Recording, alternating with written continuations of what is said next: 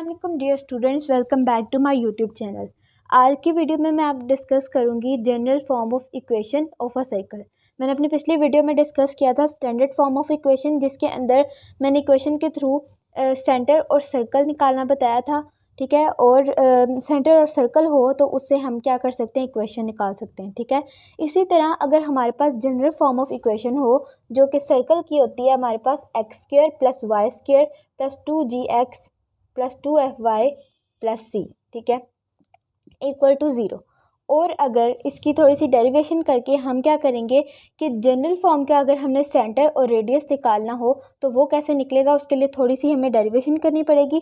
ठीक है, तो जो हमारी स्टैंडर्ड फॉर्म ऑफ इक्वेशन आई थी वो क्या आई थी, एक्स माइनस एच होल का square plus Y minus K whole का square is equal to R square. अगर हम इसको एक्सपेंड कर दें, X square minus 2xh plus H square plus Y square minus 2ky plus K square is equal to R square. ठीक है, अब अगर इसको थोड़ा सा अरेंज कर दें, X square plus Y square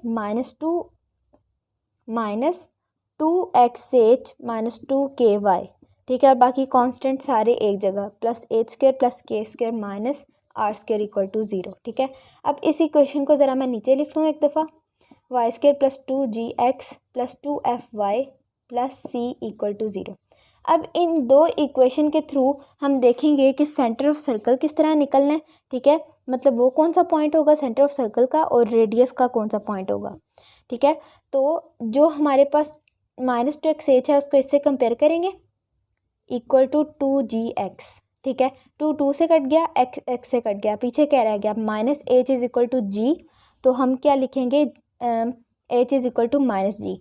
जैसा कि स्टैंडर्ड फॉर्म ऑफ इक्वेशन में हम क्या लिखते थे, सेंटर h और k।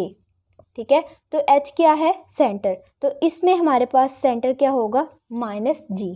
ठीक है, अब ये हम जनरल फॉर्म का, ये है स्टैंडर्ड फॉर्म का, हम किसका निकाल रहे हैं अब इसके थ्रू, जनरल फॉर्म का। तो जो h है उसकी जगह माइनस जी होगा। इसी तरह अगर हम माइनस 2ky को 2fy से करें कंपेयर, 2fy से, तो 2 से कट जाएगा, y से, तो क्या रह गया, minus K equal to F, K is equal to minus F. तो जो के था स्टैंडर्ड फॉर्म में पॉइंट सेंटर का, वो अब हमारे पास क्या होगा, माइनस एफ। तो अब जब भी हमने सेंटर निकालना है जनरल फॉर्म का तो माइनस जी माइनस एफ से आएगा। ठीक है, इसके बाद दूसरी चीज़ हम स्टैंडर्ड फॉर्म में क्या निकालते थे, रेडियस। ठीक है, रेडियस हमारी रेडियस निकलता था। अब यहाँ पर रेडियस कैसे निकलना है वो मैं बताऊंगी। इसी तरह अब रेडियस के लिए जो हमारे पास ये कांस्टेंट है, इसको इनके इक्वल रख दिया, c is equal to H square plus K square minus R square. अब जब हम स्टैंडर्ड फॉर्म में रेडियस निकालते थे तो हम क्या लिखते थे, हम यहाँ पर, बल्कि अब वहाँ पर रेडियस निकालने के लिए अब हम क्या करेंगे कि ये जो सेंटर है इसको हम रेडियस से इंटरचेंज कर देंगे। ठीक है, यानी कि ये रेडियस इधर आ जाएगा क्योंकि हम लोग ने यहाँ पर रेडियस निकालना है, आर स्क्वायर यहाँ पर आ जाएगा H square plus K square, और ये सी इधर आ जाएगा माइनस सी। ठीक है, अब आर निकालना है तो स्क्वायर ख़त्म करना पड़ेगा, स्क्वायर कैसे ख़त्म होगा, इस पर स्क्वायर रूट हो जाएगा, R is equal to square root of H square plus K square minus C. ठीक है, तो इस तरीके से हमारा रेडियस आएगा जनरल फॉर्म ऑफ इक्वेशन का, और सेंटर इस तरीके से आएगा। ठीक है, वो मैं यहाँ पर लिख देती हूँ, सी माइनस जी माइनस एफ। ठीक है, सेम मैंने अपनी पिछली वीडियो में भी इस तरह रेडियस और सेंटर निकालना बताया था। अब मैं एग्जांपल के थ्रू आपको बताऊंगी कि किस तरीके से रेडियस और सेंटर निकालना है, लेकिन उससे पहले कुछ इसके और पॉइंट्स हैं वो मैं बताऊंगी कि जो हमारे पास ये यहाँ पर क्या है कि लिख सकते हैं हम r इज़ इक्वल टू, अभी एच और के, हम जब सेंटर जी और एफ में कर रहे हैं तो हमें रेडियस भी जी और एफ में करना पड़ेगा। तो क्या है कि एच किसके इक्वल होता है, माइनस जी के, तो हम एच की जगह अगर माइनस जी पुट कर दें प्लस के की जगह पर क्या पुट कर दें, माइनस एफ होल का स्क्वायर। ठीक है, और साथ में क्या आ जाए, माइनस सी, तो हमारे पास रेडियस क्या बनेगा, square root of G square plus F square minus C. तो अब जी और एफ की फॉर्म में हम लोग रेडियस और सेंटर दोनों निकालेंगे। ठीक है, अच्छा, अब ये जो G square plus F square minus C होता है, अगर ये ग्रेटर देन ज़ीरो होगा तो क्या होगा, रियल सर्कल। अगर ये इक्वल टू ज़ीरो होगा तो ये इसको हम कहेंगे ज़ीरो सर्कल, क्योंकि इसका रेडियस नहीं होगा तो ऑब्वियस सी बात है ज़ीरो सर्कल होगा। और लास्ट क्या है कि अगर ये लेस देन ज़ीरो होगा तो ये इमेजिनरी सर्कल कहलाता है। ठीक है, तो ये 3 पॉइंट्स भी आपने याद रखने हैं।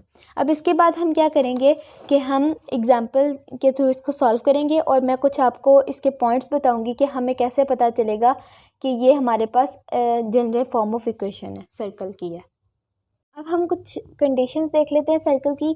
तो इसकी 2 कंडीशंस हैं। सबसे पहली कंडीशन क्या है कि is a second degree equation in which coefficient of each X square and Y square is 1, यानी कि एक्स स्क्वायर के साथ भी कोफिशिएंट 1 होना चाहिए और वाई स्क्वायर के साथ भी कोफिशिएंट जो है वो 1 होना चाहिए, तब ये होगी हमारे पास जनरल फॉर्म ऑफ इक्वेशन। ठीक है, ऑफ सर्कल। और दूसरी चीज़ क्या है कि ये प्रोडक्ट की फॉर्म में नहीं होनी चाहिए। ठीक है, तब भी हमारे पास क्या होगा, ये general form of an equation of a circle होगी। ठीक है, तो ये 2 कंडीशंस को मद्देनज़र रखते हुए हम क्वेश्चन को सॉल्व करेंगे as a general form of an equation.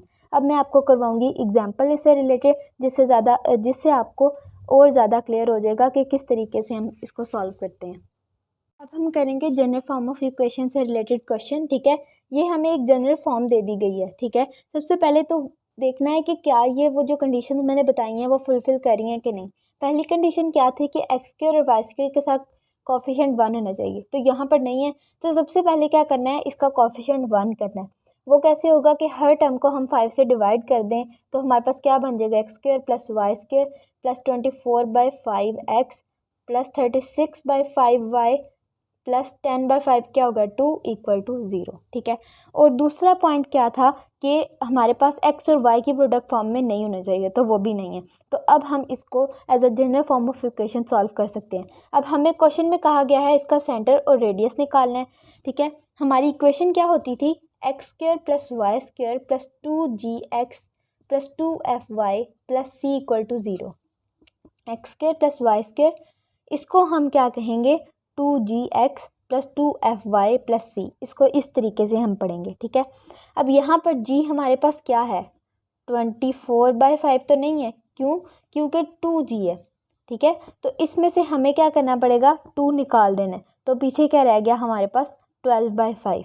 ठीक है, g क्या आ गया, 12/5। इसी तरह अब अगर हमने 2f रह गया। ठीक है, ये हमारे पास क्या है, 2f, तो 2 निकाल दिया तो पीछे क्या रह गया, 18। f is equal to 18/5। ठीक है, अब centre of circle general form का किस तरह निकलता है, -g - f।